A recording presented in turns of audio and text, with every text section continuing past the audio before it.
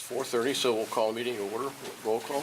Mr. Hendon? Here. Mrs. Trell? Here. Ms. Clemens? Here. Ms. Conan? Here. Mr. Moran? Here. Okay, director's report. Absolutely. All sitting in. Kim?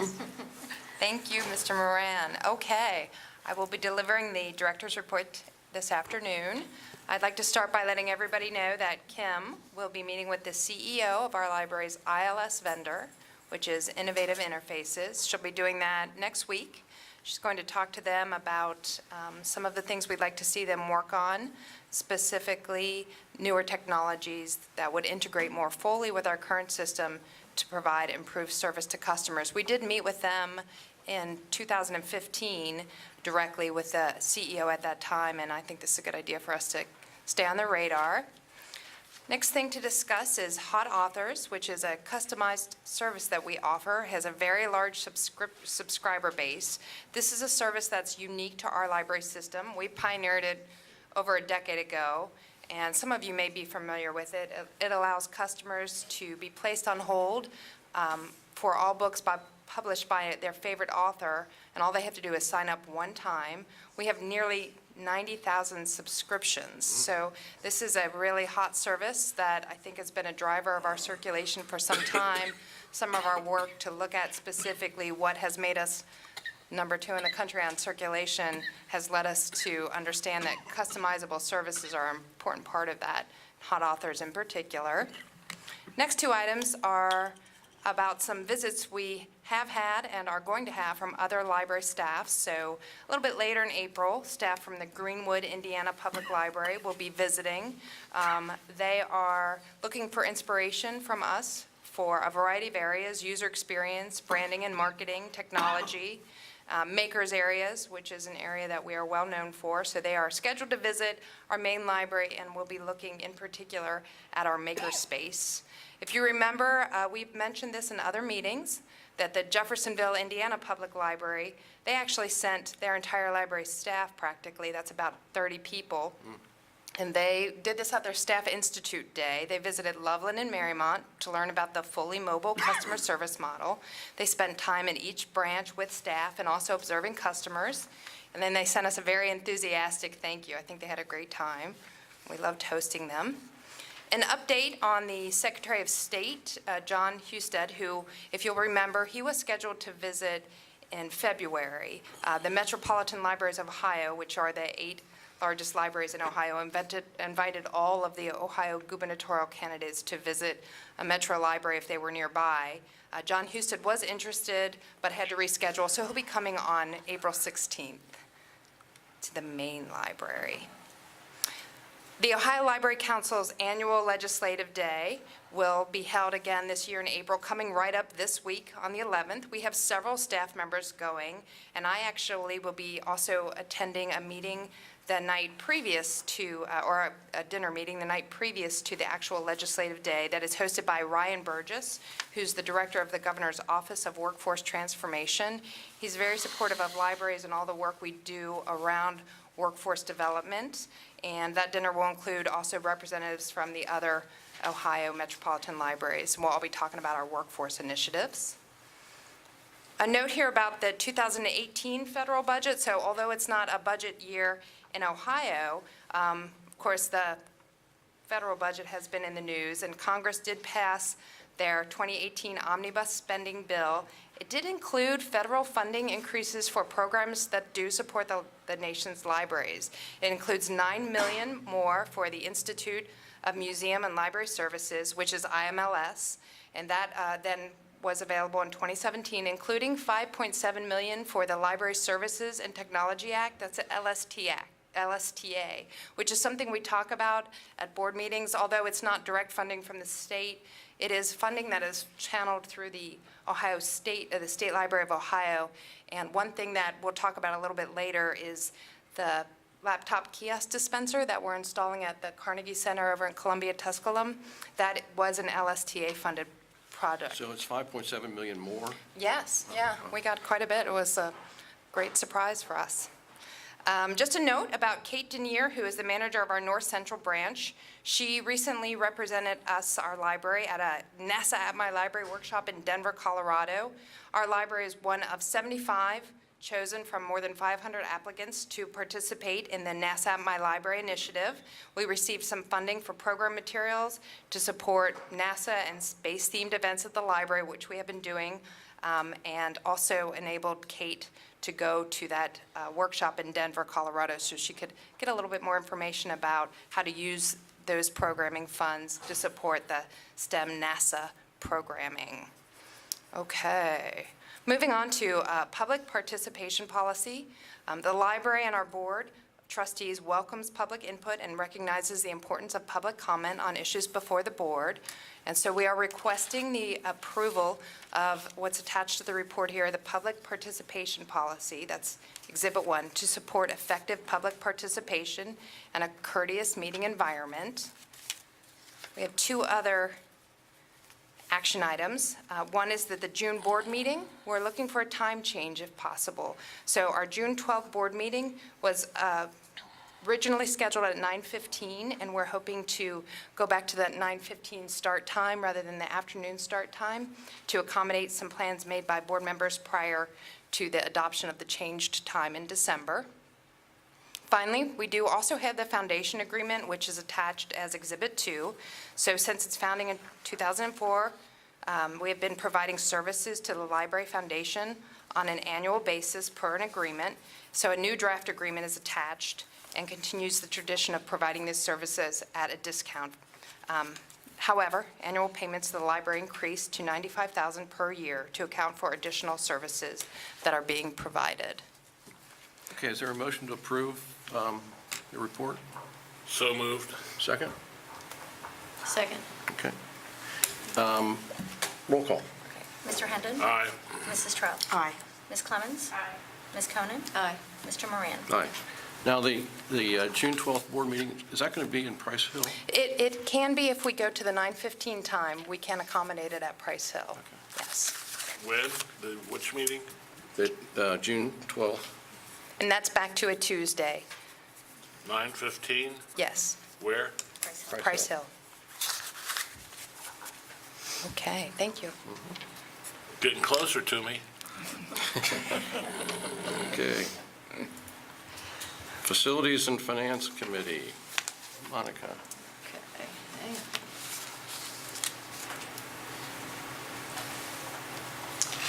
Rolling through here.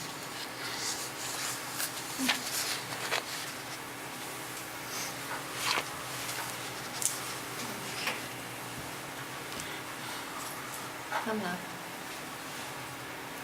Okay. 2019 budget. The Hamilton County Budget Commission has allowed the library to file modified tax budgets since fiscal year 2005, with the understanding that ongoing approval is subject to annual review. A request to submit a modified 2019 budget was submitted to the Budget Commission on March 14, 2018. The library is required to submit its annual budget to Hamilton County by May 31, 2018.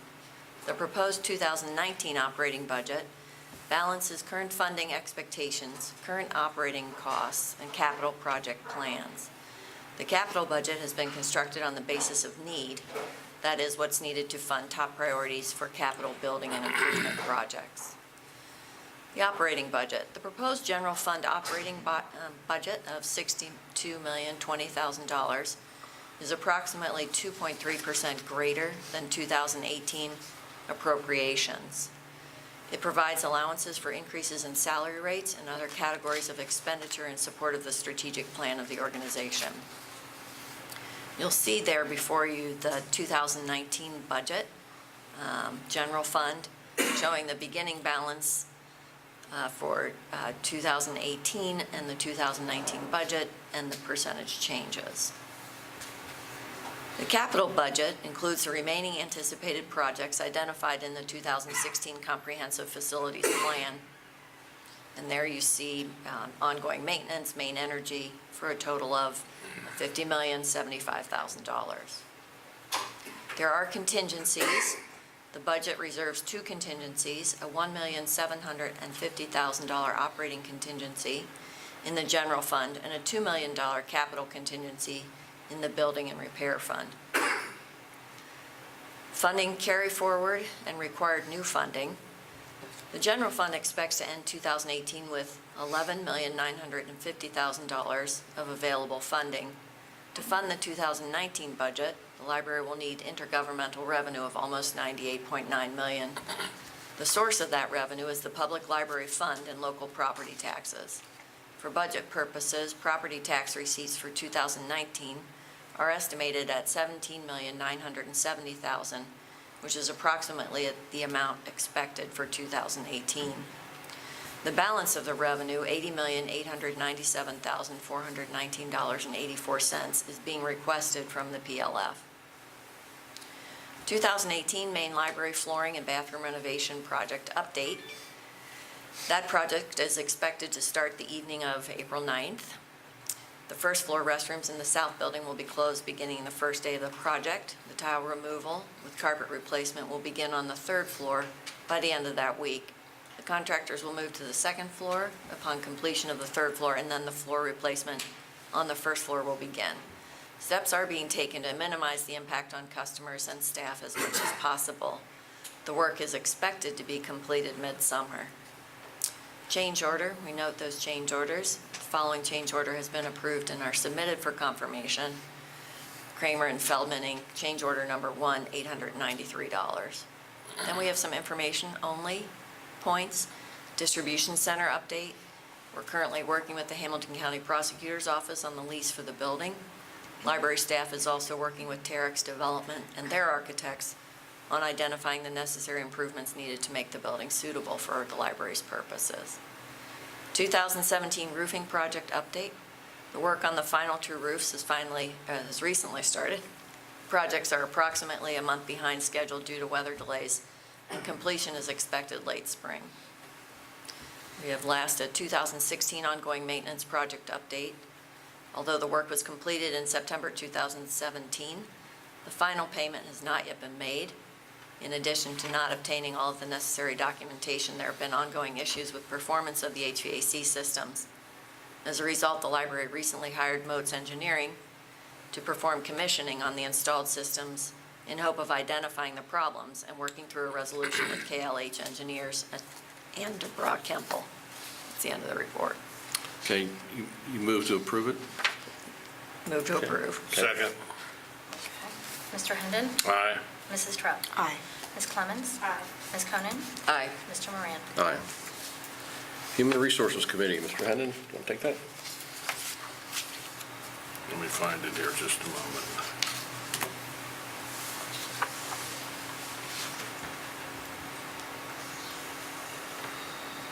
Okay, National Library Workers' Day. National Library Workers' Day is Tuesday, April 10th, focusing on celebrating and recognizing library workers. This day honors our staff and their commitment to serve with excellence. Again this year, staff members are eligible to have existing overdue fines removed from their cards. Managers will receive a thank you note from the Kroger gift card to use for their staff. The staff morale team is supporting activities throughout the week to encourage staff to take part in this celebration. ArtsWave campaign. The Library ArtsWave annual campaign ended on February 23rd. Staff contributed $3,716 during this campaign, which was an increase of more than 20% from last year. Good for the staff. Thank you. New benefits selection enrollment system. In mid-2018, we will have a new benefits selection enrollment system called Benefits Advisor. Benefits Advisor is an initiative system that offers a less cumbersome, more streamlined approach to benefits education and selection. The new system provides helpful decision-making tools and a faster turnaround time for benefit changes. Employers will be able to initiate changes such as HSA, contribution amounts, through Benefits Advisor, allowing for quick and paperless processing. And that completes my report. Okay. Strategy and Technology Committee, Karen, you want to take that? In-Demand Jobs Week. In-Demand Jobs Week is May 7th through 11th. It is a statewide celebration of jobs, industries, and skills that are in demand in Ohio. The library is planning a series of events and promotions that week, including a higher education fair for working adults and the launch of the Tibrary service, which allows customers to borrow various accessories such as ties and scarves to use at job interviews. LSTA grant-funded Carnegie Center of Columbia-Tusculum partnership. We have partnered with the Carnegie Center of Columbia-Tusculum to purchase a laptop kiosk, which along with a rotating collection of library material will be collected at the Carnegie Center. A grand opening is scheduled for April 22nd from noon to 2, made possible by an LSTA grant. This partnership, which also includes technology training and programming provided by library staff, will support expanded use of both the Carnegie Center and library resources. Cincinnati Works and MEAC support job seekers and families at the Madisonville branch. Representatives from Cincinnati Works and the Madisonville Education and Assistance Center have teamed up with library staff to offer a weekly series of events at the Madisonville branch. Staff members from all three agencies have combined forces to provide information and activities focused on support, guidance, and coaching for parents either seeking employment or who are interested in advancing their careers. Group and one-on-one support is available for adults while children in their care are engaged with quality enrichment activities. Changes and expansion of technology in Children's Learning Center. 10 public PCs from the main area of the Children's Learning Center are now available in an adjoining meeting room, creating a technology area. With this change, technology classes and events designed specifically for young people can more easily be offered, and children can enjoy a collaborative computer experience. A second crayon kiosk housing iPads has also been added to the Children's Learning Center. Laptop dispensers now at Tech Center, Pleasant Ridge, and North Central. 3 laptop anytime dispensers, which provide full-function laptops for checkout and in building use, are now installed in the Tech Center at the main library, Pleasant Ridge branch, and North Central branch. The dispenser located in the Tech Center securely holds 30 laptops, while the dispensers at the North Central and Pleasant Ridge branches hold 12 laptops. The laptops contain the same suite of software as our public desktops. Security features of the dispensers include tracking individual checkouts and a built-in camera that takes a photo of the customer when a device is dispensed. The first laptop dispenser deployed at the Walnut Hills branch has seen over 6,000 PC sessions and over 6,400 hours of use since its installation in February of 2017. National Book Rich Environment Initiative continues for second year. Planning has started for the second year of the National Book Rich Environment Initiative, BRE. This effort is coordinated by a cohort of national planning partners comprised of U.S. government agencies, such as the U.S. Department of Housing and Urban Development, and nonprofit organizations, including the Urban Libraries Council. Our library anticipates receiving over 20,000 children's and teen books donated to the BRE, courtesy of several publishers. These books will be distributed through our partnership with the Cincinnati Metropolitan Housing Authority at various CHMA events. Amazon Echo integration with library events information. Soon, library customers will be able to find information about programs and events using their voice simply by asking a question to their Amazon Echo. We are working with an area vendor to develop customer smart voice service and plan to implement this technology early this summer. I move to approve my report. Okay, I don't think there's anything. There's nothing. Is there a plan to roll out these laptop dispensers to all the branches? Well, all of the branches certainly would want them. Yeah, we have one more that we are hoping to install this year, and then depending on our resources, yes, they're very popular. Those numbers from Walnut Hills are compelling, and we've already heard a lot of positive responses. Yeah, we hope so. So what's the cost per branch to roll this out? For the 12-bay kiosk, I think the actual machine is, I think, $28,000, and then there's a maintenance cost, yearly maintenance cost, and then we buy the devices. However, we have been working to find devices that are functional and less expensive, so we have been decreasing the cost a little bit. Okay, I think I'm back to square one here. Okay.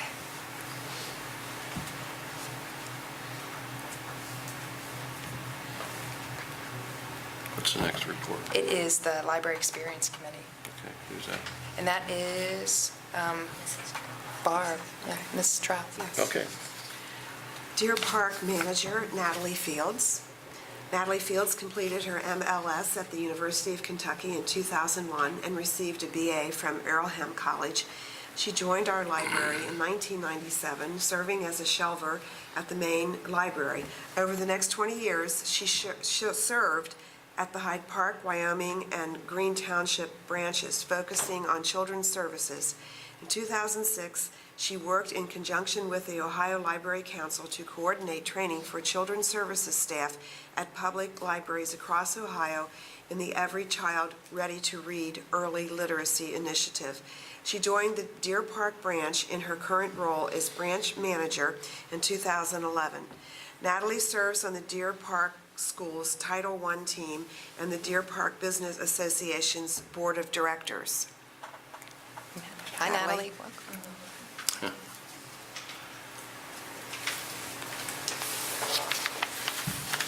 Hello, I'm Natalie, and this is Sarah Howison. She's our children's librarian, and so she has been instrumental in the pop-up preschool initiative that I'm going to talk about today. So you've probably been hearing the phrases kindergarten readiness and high-quality preschool experience because they're showing up more and more in the news lately, and rightly so. So in Hamilton County, about 40% of children enter kindergarten lacking the cognitive and behavioral skills that are expected on day one. So research tells us that a high-quality preschool experience can help close this gap, and providing kids with a structured opportunity to play with language, math, and their peers is really important. So the city of Cincinnati has taken steps to address this gap with something called Preschool Promise. And that includes funding for free, high-quality preschool for all of Cincinnati's families. Now, in areas like Deer Park and other areas of the county, folks are still struggling to get access to a great preschool experience. And so, without funding similar to the Preschool Promise, our Deer Park neighborhood isn't able to support that experience for every child. So the schools do provide some preschool, but only about a fifth of the students who are eligible for that are able to avail themselves of what's available through Deer Park schools. So to address this need, the library and the Blue Ash YMCA designed Pop-Up Preschool. It's an 8-week series, and it's meant to appeal to families who, for whatever reason, weren't engaging in an existing preschool option. So, in talking with our families, they share a variety of reasons for choosing the Pop-Up Preschool format, and first and foremost is money. Most of our Pop-Up Preschool families have chosen to either have one of the parents or another family member provide childcare to defray the cost of daycare, preschool, or full-day kindergarten. Another big factor is socialization. That for the most part, our families feel pretty confident in their child's cognitive skills, but they're really concerned about the social and environmental expectations of kindergarten. So at our pop-up preschool, kids get to practice letter and number recognition, they practice writing, but at the same time, they're learning how to interact in a group, how to take turns, how to raise their hand before speaking. They're learning to share the attention of the primary adult, and they're learning to listen and follow directions. So one of our dads from Pop-Up Preschool has noted the development of his son's fine motor skills and how his use of language has really changed since he's been interacting with other kids. Now, this parent plans to homeschool his son, and so he's looking to this Pop-Up Preschool experience and library story time, which he has attended faithfully with Miss Sarah for a couple of years now, to provide experiences rich in social and cognitive development. For other families, sending a child to daycare or school full-time is just a big transition. And so one of our other parents relates that her daughter has wanted to go to preschool for the last 2 years, but mom is just not ready. And so at 2 hours, 2 days a week, Pop-Up Preschool is offering this family a way to ease into full-time school that's meeting the needs of the kids and the grown-ups. So last but not least, another parent has noted that his 5-year-old does not want to start school in the fall. And so the challenge they're facing is how to get this child ready for kindergarten. And so this small class in a familiar setting of their public library, that feels just right for taking this really difficult next step. So what are the kids thinking? The small class size, the familiar setting, it's making that transition easier for all of them. At a recent family gathering, one of our students systematically went around to all of her relatives, letting them know, I'm going to school on Monday. And more than one of our pop-up preschool kids regularly announces that they love their preschool. So the Deer Park staff and I also love pop-up preschool, and we're really delighted that the parents and kids are having a great first preschool experience. And everyone on the staff has worked really hard to make that happen. But Children's Librarian Sarah Howison has just been especially involved in supporting the YMCA's teachers, helping connect these professionals with books and curriculum resources, and helping present the lessons as well. So she's really brought a lot to pop-up preschool, and getting to watch preschool teachers work with kids is, really good for our professional development as librarians. So Deer Park staff and I were really proud, and we're really honored to pilot this initiative. So thanks for letting me come and talk to you today. Do you have any questions for us? Is there any other non-city Cincinnati branches have interest in pursuing this? Absolutely. Okay, good. Yeah, Sounds like it's very successful. Thank you. thanks. Good job. Thank you.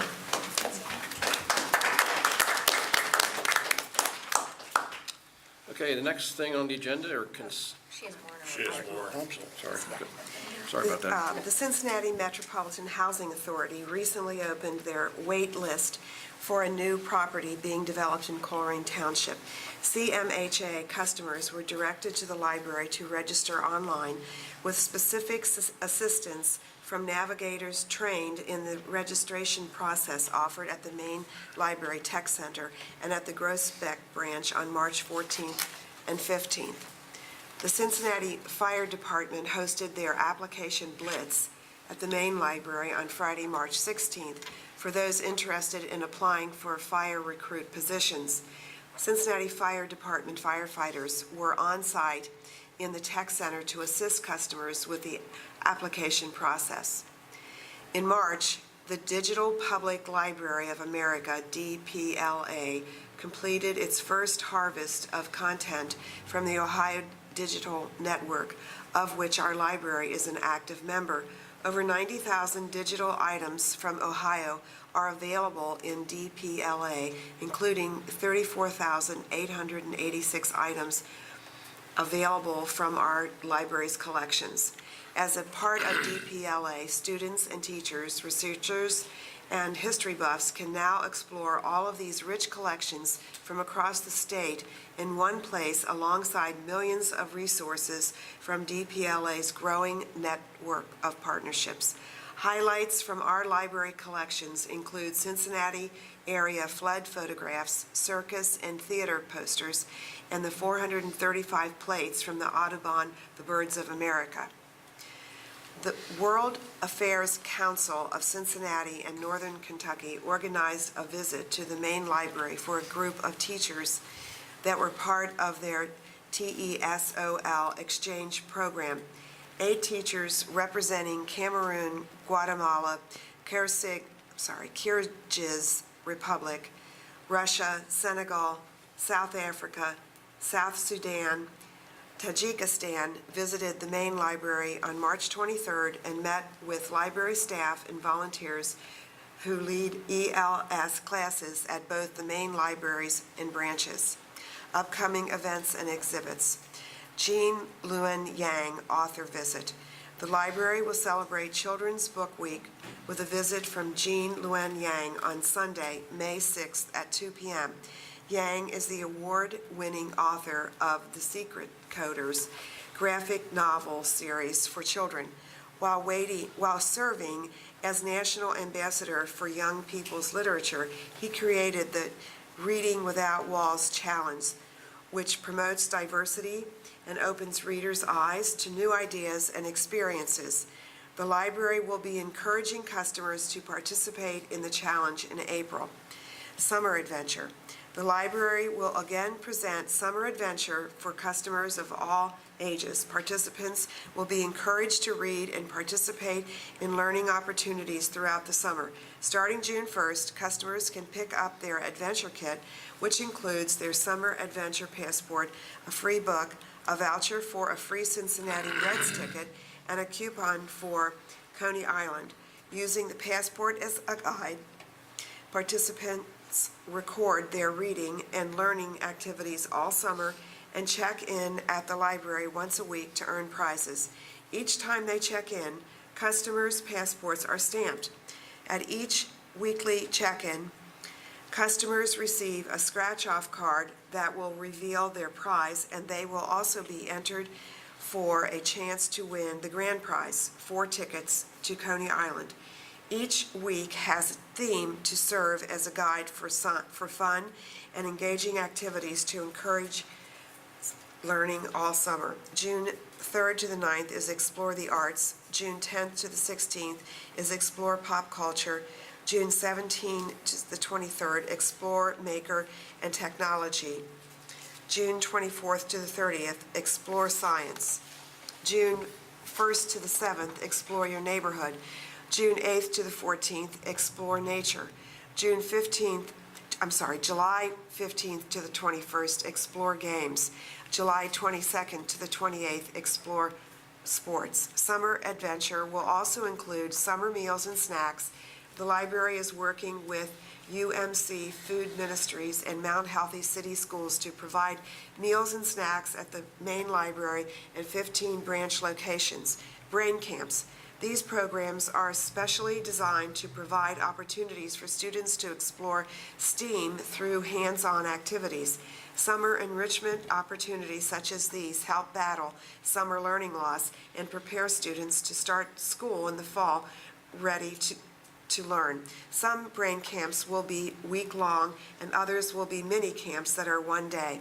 Summer reading tutoring, a pilot program that is designed to maintain and increase literacy skills amongst children entering first, second, and third grades, targeting those who are at risk if not advancing due to reading scores. Participants will be paired with an educator for one-on-one weekly tutoring. Tutoring will be offered at 10 branch locations in June and July. Memory Cafe. In June, the library is starting a Memory Cafe program at the Harrison Branch Library. A Memory Cafe is a place for adults with Alzheimer's and dementia and their caregivers to meet and socialize. Staff will partner with the Alzheimer's Association of Greater Cincinnati to develop monthly activities and programs.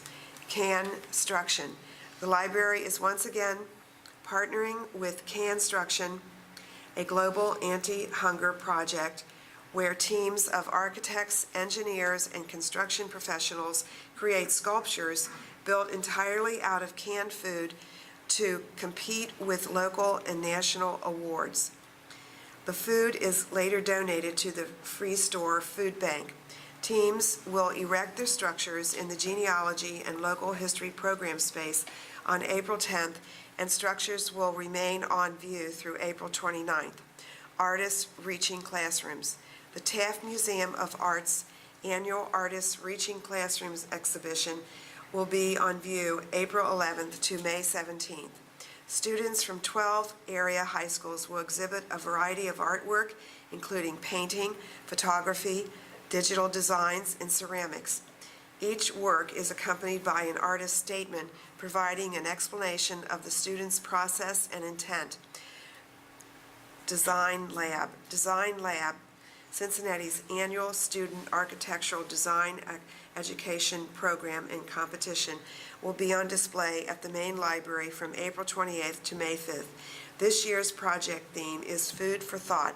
Design Lab is presented in partnership with the Architectural Foundation of Cincinnati. Bookworks XIX.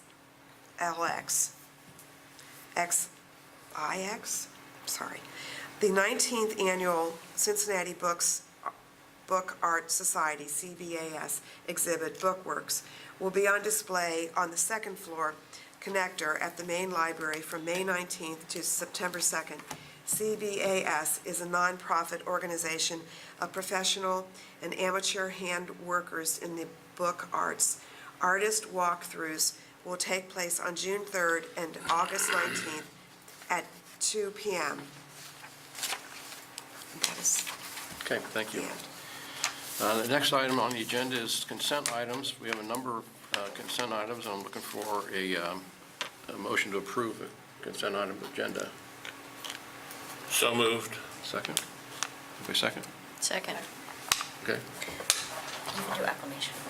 All those in favor? Aye. Aye. Okay. Next, we have public comment. Where's the list? Vince, appointed first, followed by Charles Campbell.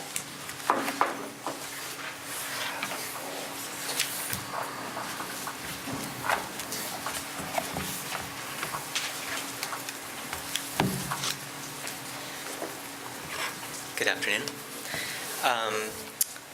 I'm with our library decision. So excerpts from the 2016 staff engagement survey expose the culture of fear that library employees deal with every day: fear of expressing dissatisfaction with working conditions, fear of abuse or sexual harassment, sometimes at the hands of the public, fear of retribution if they speak out. The 2017 survey clearly shows that very little has changed. The word listen is used 93 times. The words communication, especially in the word communication, especially in the phrase better communication, is used 116 times. The words fear and afraid are used about 90 times in the staff comments. While the staff appreciates the mission of the library and enjoys working to provide for the needs of the community, they continue to feel unheard and their concerns are ignored. As examples of this, we'll be reading anonymous responses from the 2017 staff engagement survey. In addition to, before we get into that, I just want to also reiterate our claims, or our demands that we've made before, which is to call for the immediate reinstatement of Court Motley, a member of the library staff who was fired without being given accommodations. And we want to emphatically voice our concern over the continued consolidation of public services within the North Building and in the main library more generally, despite the fact that the library board has assured us that this will not happen. All right, so once again, the question that library employees were asked was, what would make this organization a top workplace? And once again, they responded. Actually following through with the recommendations made as a result of this survey and the last. So this is a library employee speaking here. Many of the staff concerns that came to light in the previous survey were dismissed as non-issues. Only a fraction of the task force recommendations were implemented. In particular, communication between the administration and the staff has shown to be a major concern in the results from the last survey. There was little improvement in that area. Although I applaud their efforts, as well as those of the Staff Association, the staff morale team has ideas that are better suited to reward school children than adults with real concerns regarding the well-being of the staff and our patrons. Real impactful improvements must be made before PLCH will ever be considered a truly top workplace. I guess I have time for one more comment here. So one other comment that somebody else communicated was, there's little to no transparency from senior leadership. They are so out of touch with what the branch staff deal with every day. They implement new projects without fully testing them. Rushing into things does a disservice both to the staff and the patrons. Senior leadership also seems to be averse to admitting when they have failed. Patrons have been complaining about the mobile and deskless service for years, but administration refuses to take their complaints into consideration. Thank you. Thank you.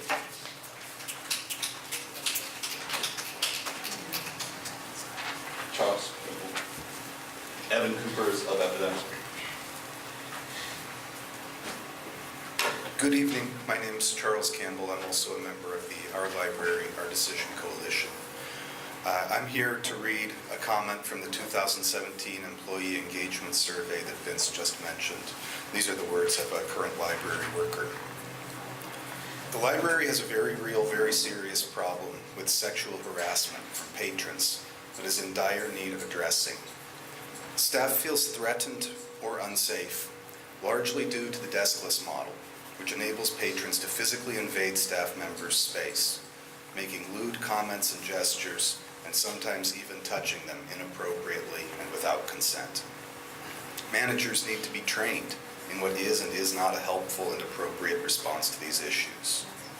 Telling people to change their appearance or not be so pleasant, or mentioning that, quote, patrons don't do that to me, are examples of unhelpful and inappropriate responses that have been offered to library workers. Staff need to be assured that they will not have to see the same patron who harasses them every time they come into contact, because the library does not deem it necessary to take action. This is one of the primary things standing in the way of the library organization being a great workplace, as no workplace that implements and stands by policies which turn its employees into victims can truly be considered a top workplace. End quote. I'd like to use the remainder of my time to make a brief reiteration of a demand that Vince mentioned. Our coalition stands by library workers and library patrons, and we call for the immediate instatement of library worker Court Motley, who we think was wrongfully terminated while seeking ADA-mandated compliance from the library. Thank you for your time. Thank you. After Evan is Megan Anderson. I can make that work. Hello, I'm with the Democratic Socialists of America and the Our Library, Our Decision Coalition, and I will be reading from the 2017 survey. So this is a library employee making an anonymous comment. Without doubt, the morale of the staff needs to improve, and the adversarial relationship between frontline staff and administration needs to end. Staff are not informed or even asked for input on decisions that directly affect the way they do their job.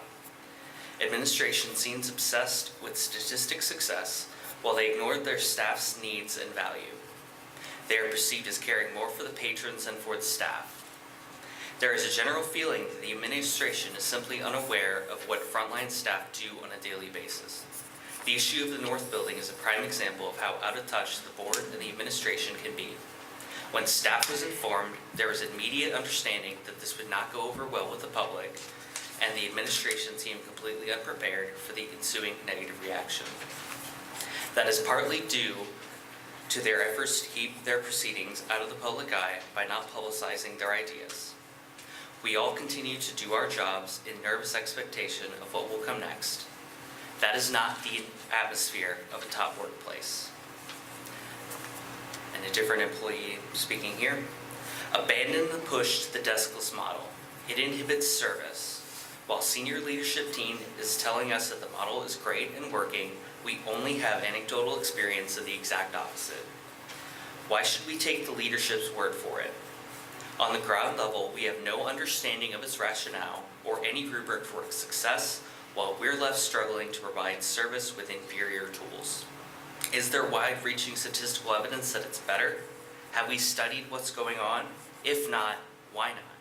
If so, why aren't we sharing this information? Thank you.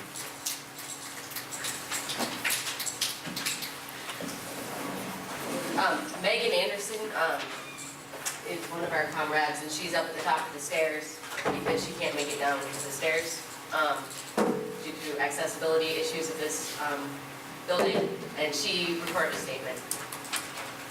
Thank you.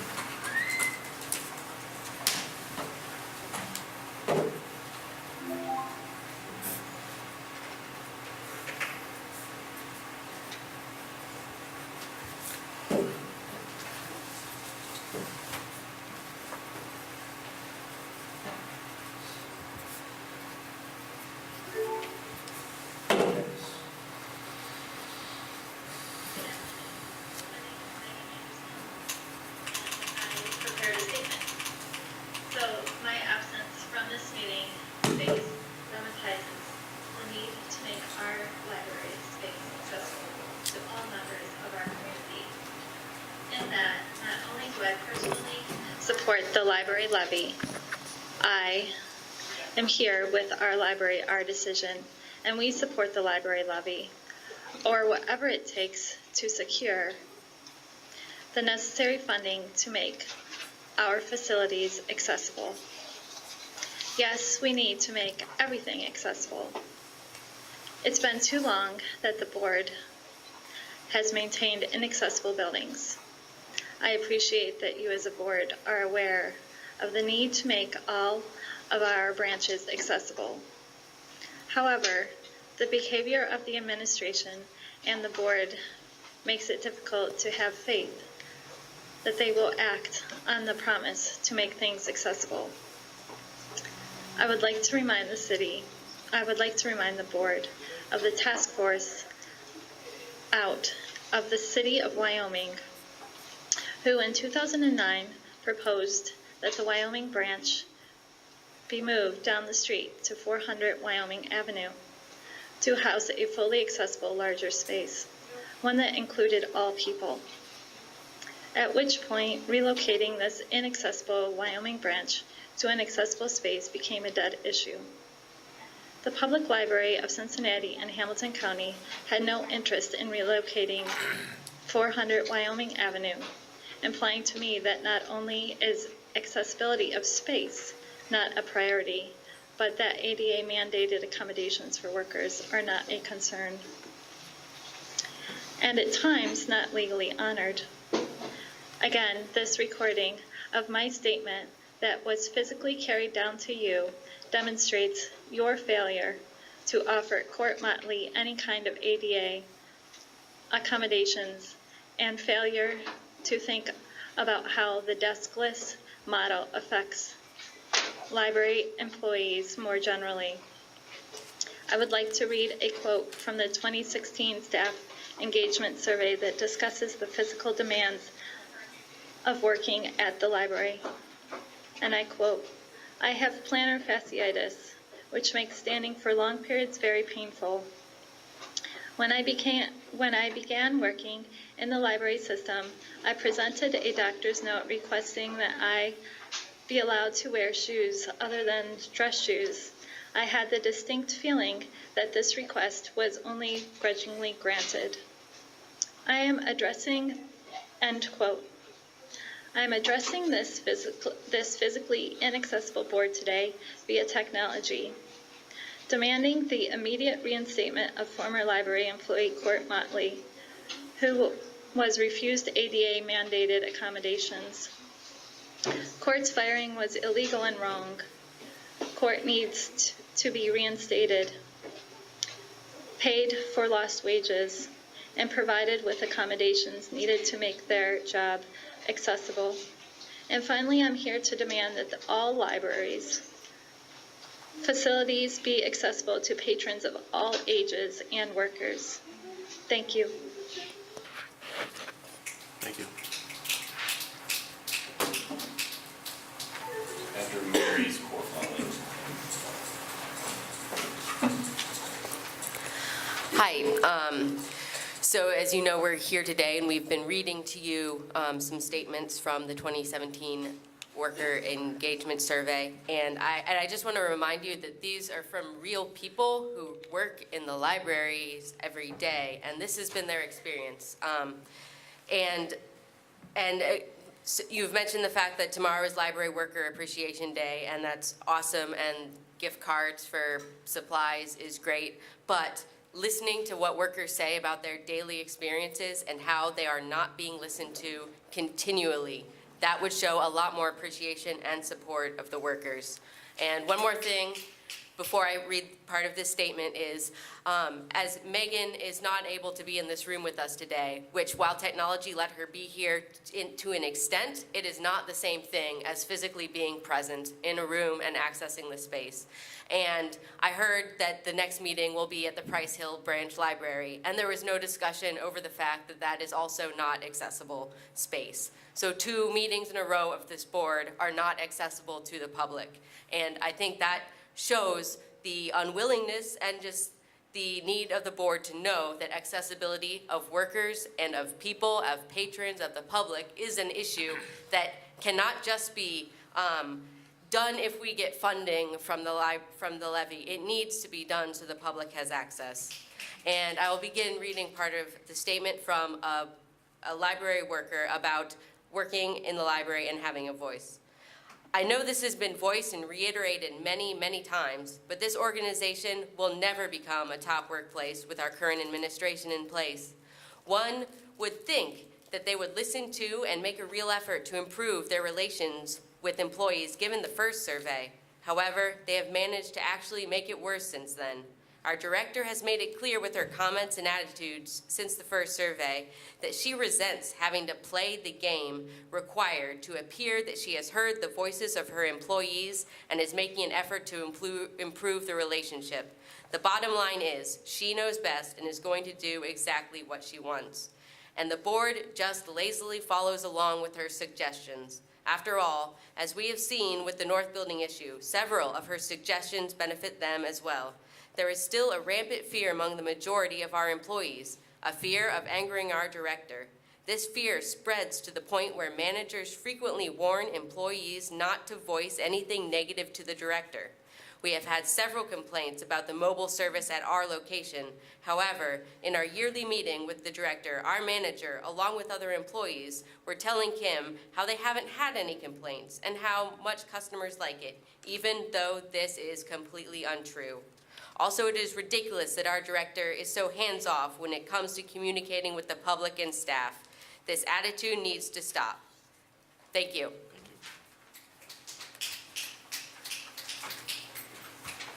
After quotes, Peter.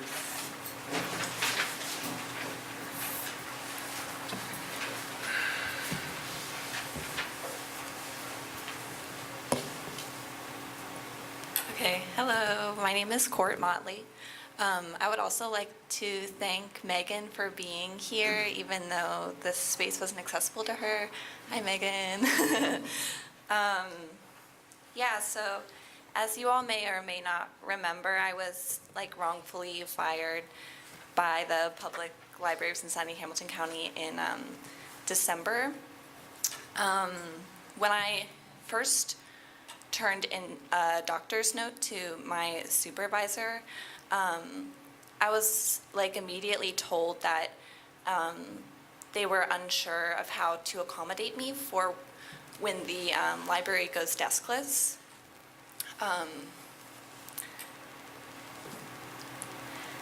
So I want to express my concern for the deskless model. I see the deskless model as being inherently pretty ableist. If you want workers to be we were told to rove around and look busy and to look busy when the director was nearby. Yeah, it's inherently really ableist and speaks to the unreasonable expectations that this institution has of workers. Also, for staff, having a desk can be an important barrier for workers who are experiencing sexual harassment. I worked at Maine, and on the third floor of Maine, it makes the working environment a lot less safe to not have a desk there, because if you're expected to be roving around constantly, you can be stalked by patrons, and it's really a big concern of mine. Also, if you go up to any library worker, or if you talk to patrons, they don't like it. Patrons like to have a point of contact to know where to go when they need resources and information. I really hope that you all are taking our concerns seriously, because I think that the future of the library really depends on these points that we're making. I'd like to read one more quote from the survey. One worker said, I feel that my identity as a member of the LGBTQ community is considered taboo at the library, and at times it seems that they consider public opinion of LGBTQ identity over their LGBTQ employees. Public perception can change if our group is normalized, and we can be normalized if we have more institutions that show their support. And I can speak that this is true. Thank you. Thank you.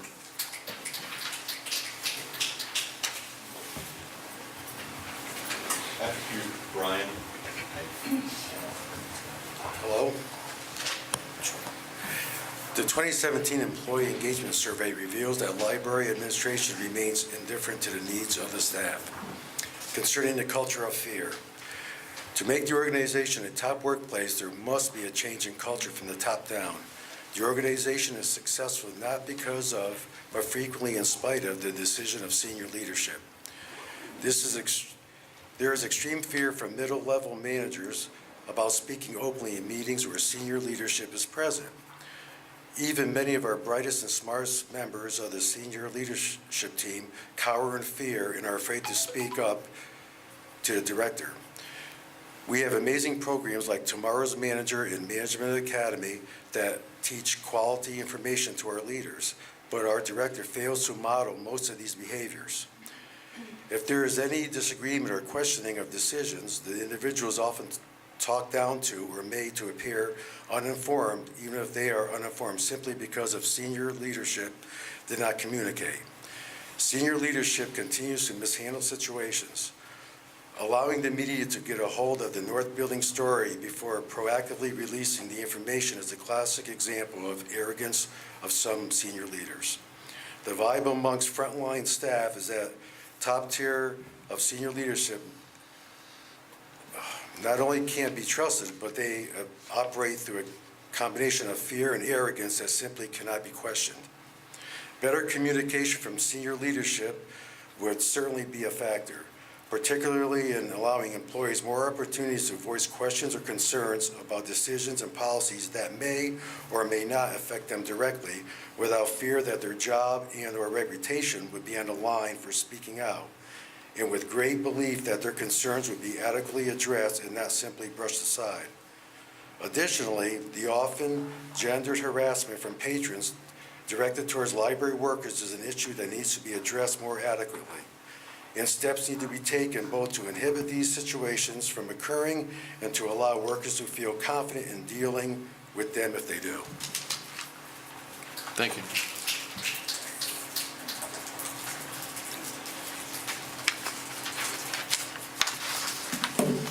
Afternoon. My name is Brian Dragillis. I'm here with the Our Library, Our Decision Coalition. Before I begin, I'd like to reiterate our coalition's demand that Court Motley be immediately reinstated and that her ADA accommodations be met. Secondly, as a patron of the library, I'd like to express my profound discontent with the deskless model. I think what Court said moments ago is spot on, and I feel when I visit any deskless branch, especially the main branch, somewhat placeless and disconnected from the library staff and from the functions of the library, if you will. I feel almost unwelcome. Thirdly, I'd like to read an anonymous employee's words from the 2017 Employee Engagement Survey.